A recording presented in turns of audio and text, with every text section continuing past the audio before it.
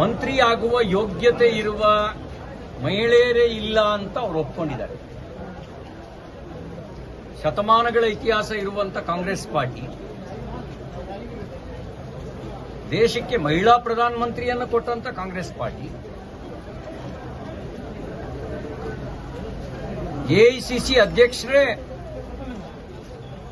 ಸೋನಿಯಾ ಗಾಂಧಿ ಅವರನ್ನು ಕೇಳಬೇಕು ಅಂತ ತಲೆಬಾಗಿಸುವಂತ ಕಾಂಗ್ರೆಸ್ ಪಾರ್ಟಿ ಸಂಪುಟದಲ್ಲಿ 33% ಹೋಗಲಿ ಒಬ್ಬ ಮಹಿಳೆಗೂ ಸ್ಥಾನ ಕೊಡಕ್ಕಾಗದೇ ಇರುವಂತ ನೀತಿ ಹೇಳೋದೊಂದು ಮಾಡೋದೊಂದು ಅನ್ನೋದಕ್ಕೆ ಇದಕ್ಕಿಂತ ಇನ್ಯಾವ ಸಾಕ್ಷಿ ಬೇಕು ನಿಮಗೆ? ಮಹಿಳಾ ಸಬಲೀಕರಣ ಅನ್ನೋದು ಕೇವಲ ಅವರದ್ದು ರಾಜಕೀಯ ಘೋಷಣೆ ಮಾತ್ರ. ಅಧಿಕಾರ ಕೊಡಬೇಕಾದ್ರೆ ಮಹಿಳೆಯರಿಗೆ ಸ್ಥಾನ ಇಲ್ಲ. ಮಹಿಳೆಯರ ಬಗ್ಗೆ ಯೋಚಿಸಬೇಕು.